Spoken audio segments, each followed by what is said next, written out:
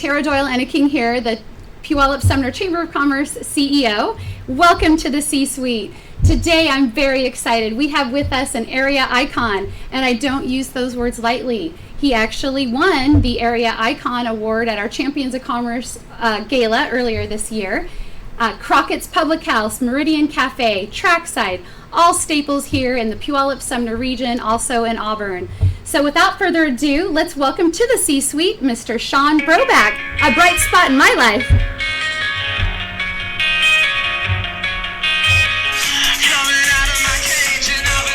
Mr. Shaun Brobak.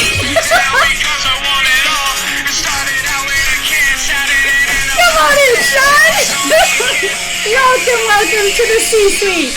Thank you. Hello. Mr. Brightside, right? Yes, that's right.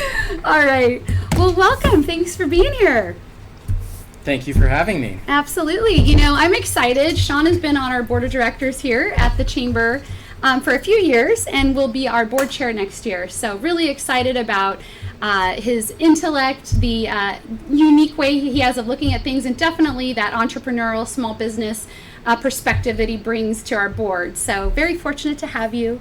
One of my bosses. Thank you. Thanks, Tara. All righty. Okay, well. I have to fix my chair. You can fix your chair. Absolutely. We can do these kinds of things on the fly. Not to go off script, but. Yeah, I guess. We should have ironed that out ahead of time. Feel Sorry about that. Okay, this will work. You're good? Yeah. All righty. So, Shaun, we're anxious to learn a little bit more about you. Okay. Well, don't let me see your questions. Okay. I don't want to be thinking about it. You got it. Too far in advance. Well, let's start off first of all. So, where did you grow up? I grew up in Ballard.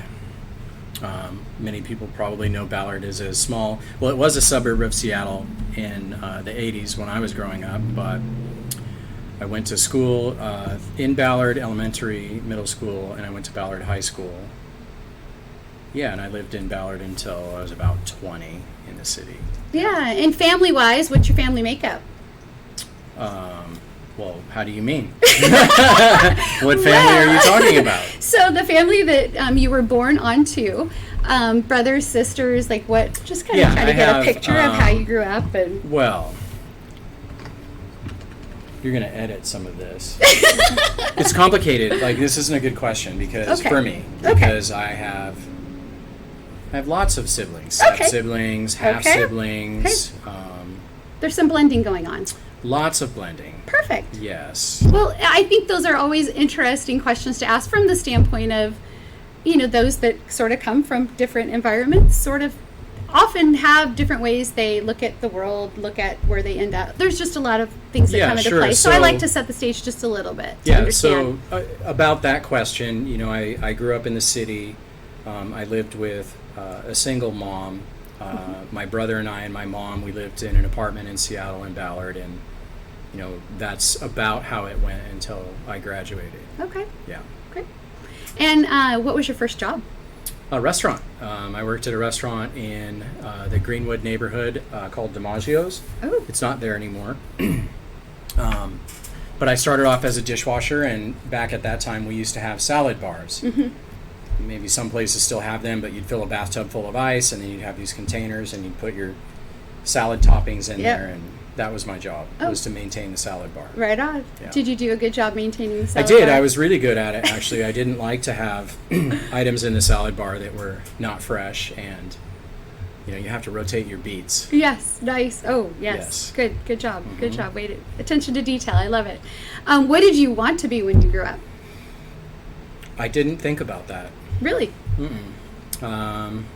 Yeah, I didn't have a plan. I didn't, there was no strategy. It was like, what am I going to do today? I wasn't too forward thinking. Yeah. When you started out with your very first job in a restaurant, and currently you are running, developing, producing restaurants, if you will, were there other jobs in between that weren't in the restaurant arena? Okay. Tell us a little bit about some of those. Yeah, I had a job, a couple of jobs briefly. I delivered flowers for a wholesale florist. So I'd go around to grocery stores and stock them, and also bread. I delivered bread for a bread company.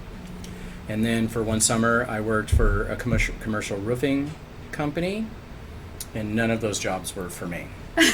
Well, that kind of ties into my next question. One was going to be, what job did you love? But let's start with, what job did you hate the most? I think every job that I've ever done, I got some value out of. So even if I didn't like it, I tried to find, well, what am I learning here? Why is this valuable to me? And so I try not to look at it in terms of I just hated that job. But commercial roofing was probably the hardest job, certainly one of them. And there have been some restaurant jobs actually that I really did not enjoy quite a bit. But I learned, what I didn't want to do in the restaurant business in some of those jobs. Yep. And so, sort of on the same lines, is there a favorite job you had? Yeah, a couple of them. One of my first restaurant jobs was at a place down by the old Kingdome in Seattle and Pioneer Square. It was called FX McCrory's. Oh, who doesn't know FX McCrory's? And I really loved that job a lot. There was so many employees there, and if there was a concert or the Mariners game or the Seahawks game, there was so much energy in the building. Yep. That I really enjoyed that. That was like a bonus in top of serving people. And it also was, at the time, one of the busier restaurants in Seattle. Absolutely. And it was just a blast to work at. I learned a ton there.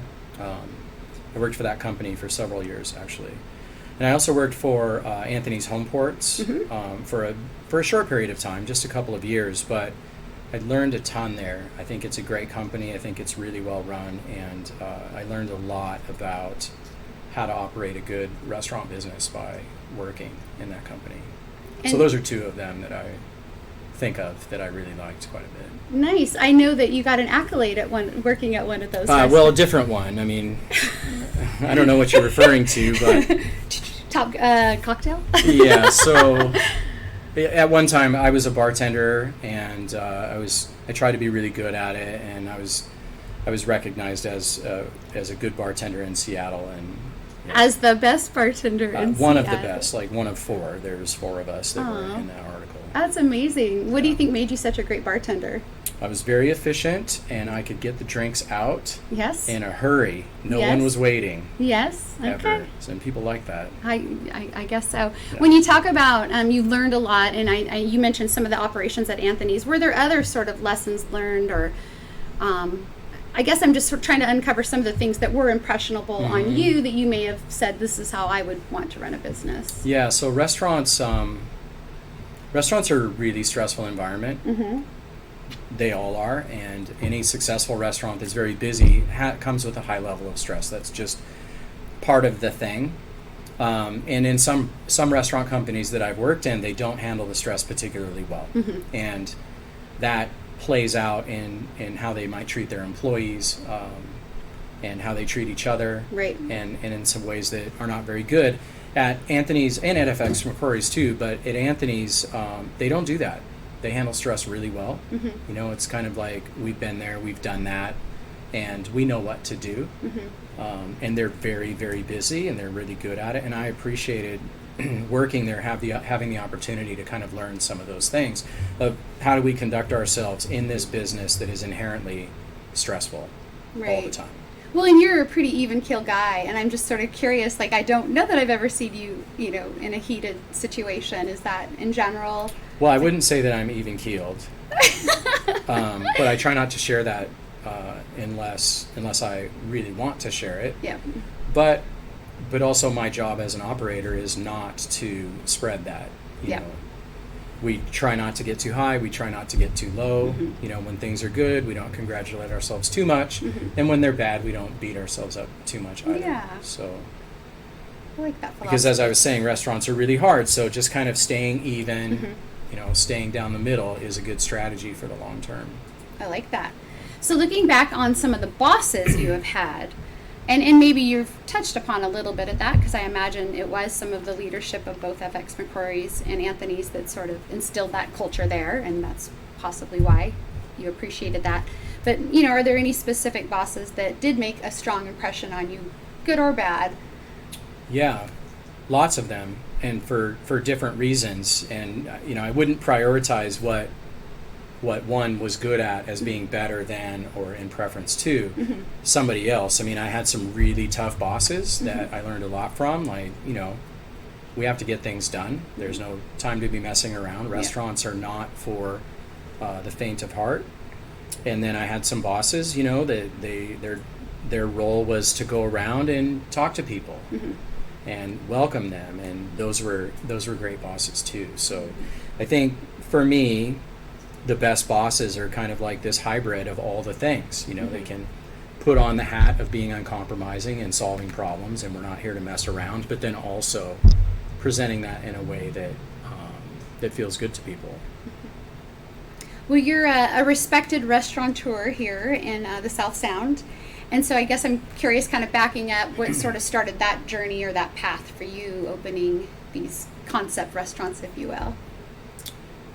Well, I don't know about the respected part, but so when I worked in Seattle restaurants until 2005, and that's where I'm from, and that was my experience. And when it was time for me to think about opening my own restaurant, there were only a couple of places that I could do it, and I was actually looking at the Issaquah Highlands. There's a development there that's 20 years old now, but at the time it was new, and I was almost ready to sign there. And then I met who's my landlord down here in Puyallup, and he was really encouraging and helpful, and he owns some of my spaces. And he just said, "Hey, come on down to Puyallup. I think it's underserved. Yep. There's not enough going on downtown. I think it has a good outlook and opportunity." And he said, "I'll help you." And so, as an entry-level aspiring entrepreneur, for somebody to say, "I'm going to help you," I was like, "Okay, yeah, I'm in." So that's how I ended up coming to Puyallup. And I came down here and I started painting the Trackside Pizza building.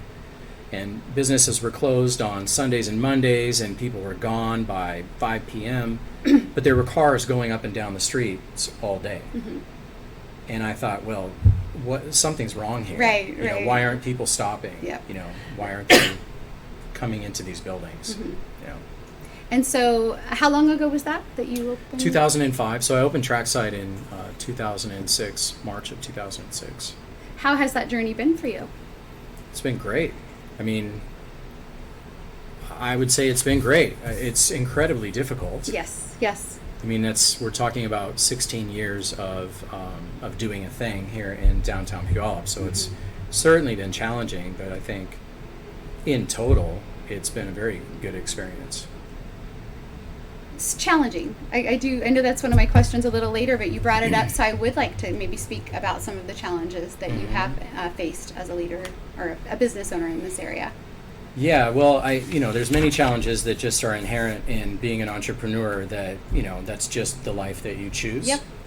So there's a lot of growing and learning that has to be done. And then there are challenges that might be unique to Puyallup. I'm not sure, what you're asking me specifically, but I think when I went to open my own business for the first time, I knew a lot of things. Right. And I was ready. And I'd been running a restaurant company in Seattle that had several locations, and I knew how to run the P&L, and I had it figured out. But there was still a ton that I did not know. Right. And until I started doing it and getting into those things, for the last 15 plus years, I've been learning these things. Yeah. So as we move forward, it's always something new to be learned. You don't arrive at, okay, I've created this thing and my job is done. No, it's not. It continues to grow over time. So that's the challenging part. Yep. If I'm getting your question. Yeah, well, and then also, it's been challenging. You've grown it to this level. You have multiple locations. I guess if you were sort of forecasting, what's next? Are we still looking at expanding potentially, or where are you seeing yourself at this juncture in your life, where the businesses are on their life cycle? Yeah, I've been thinking a lot about that actually, and I've come to the conclusion recently that I'm going to keep going. It's not, I'm still too young to play golf all the time, and I do like to work, and I do want to create things, and I do want to invest and try to add value. I don't know exactly where that's headed right now, but I think so. I think we'll have more restaurant locations. Hopefully we can do something in Puyallup. We'll see. But yeah, I think that's in the plan. Good. Yeah. What would your employees say about you? I don't know. Ask them. Come on, take a stab. It depends on which one you ask. I mean, I feel like I, know Shaun Brobak in this context of being on our board and as a friend, and I'm just very curious. I don't know that I've got to see you hands-on on a day-to-day business. I'm just kind of curious, because we are going to spend a few questions here on your leadership style, on what culture you might have created. So I guess I'll back you into that question by asking you, what is your leadership style? That's a great question. I really work hard at two things, both holding people accountable. So we create a set of standards, and we're uncompromising in holding ourselves and others and each other to that set of standards.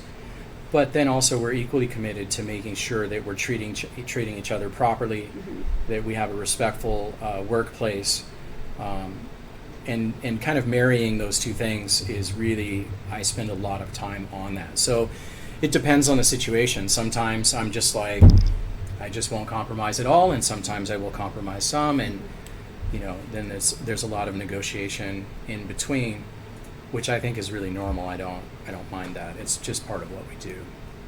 And so when you kind of break down the day-to-day decisions, are you, certainly you've cast the vision, you've had this creation of what is now a living, breathing entity that is putting roofs on people's heads and food in people's mouths too, because you're employing a lot of people. How many employees do you have? Well, I haven't counted recently, but leading up to COVID, and I quit counting because I was so frustrated, but we had roughly 200 paychecks that we were issuing at that time. Yep. And I think right now we're between 150 and 200, somewhere in that range. Okay. We're trying to get back to where we were. We're not quite there yet. And so what kind of role are you playing in the month, during a week? My role really now is to be a support mechanism for the leaders of the company.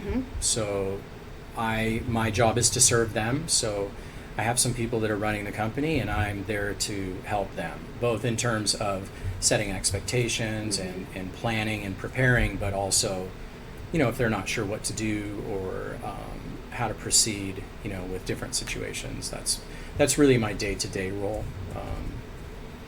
I reserve my directing really to be, once a week, maybe a couple of times a month, something like that.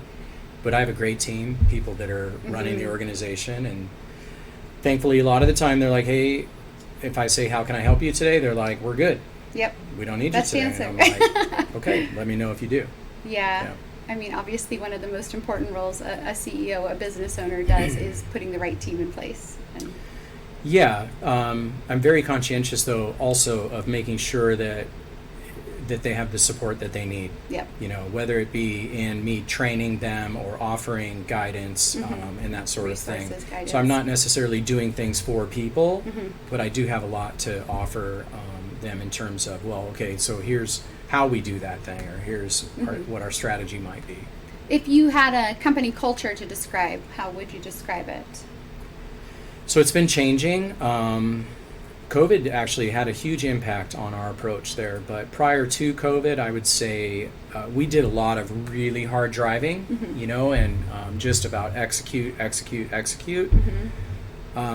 which really worked well for us when we were in a big growth period, because we're just like, okay, we have to do our jobs, we have to survive, like let's go, and then.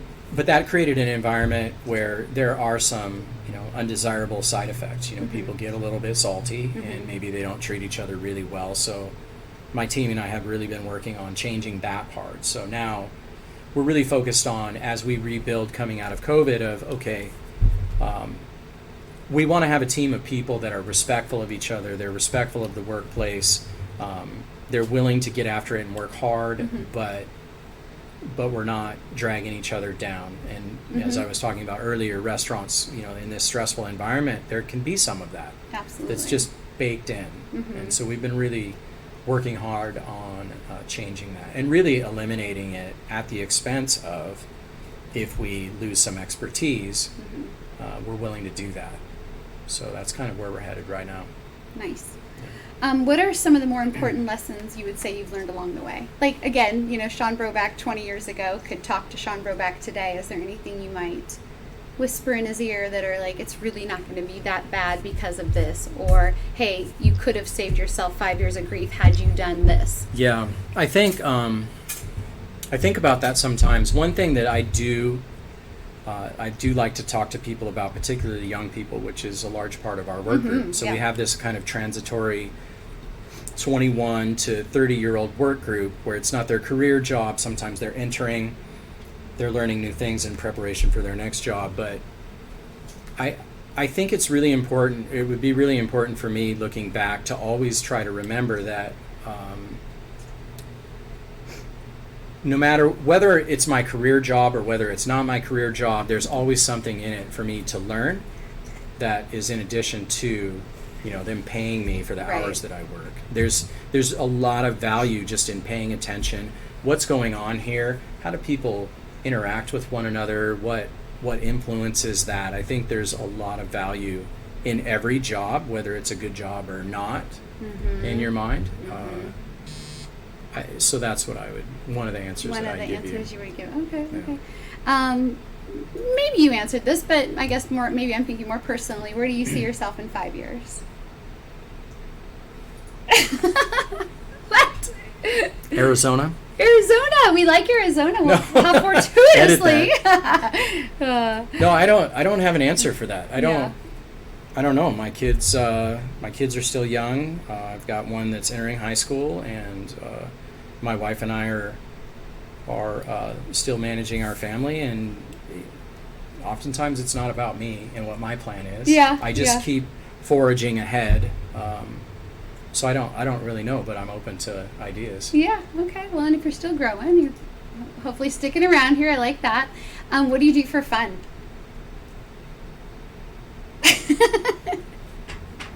Chamber events, of course. I go to the gym a fair bit for fun. Yeah. I like that because it's not work. It doesn't feel like work to me. Yeah. I spend a lot of time at home. Actually, working from home is fun for me. Yeah. Looking after my kids and helping them to navigate their next steps is fun for me. Oh, yeah. Try to get a vacation wherever I can. Yep. Not enough of those, but I'm working on it. Yeah. Yeah. It's funny being on the question side of things, because I would say Shaun Brobak is one of the best question askers.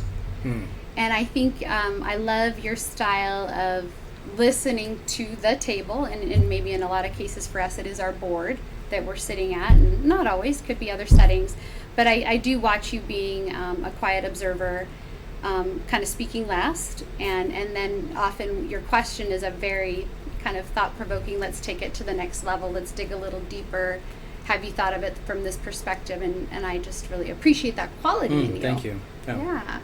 I think it's really important to ask questions. I know a lot of things, I have a lot of answers, right? But there's so much that I don't know that can be gathered, even in my own business, to ask questions.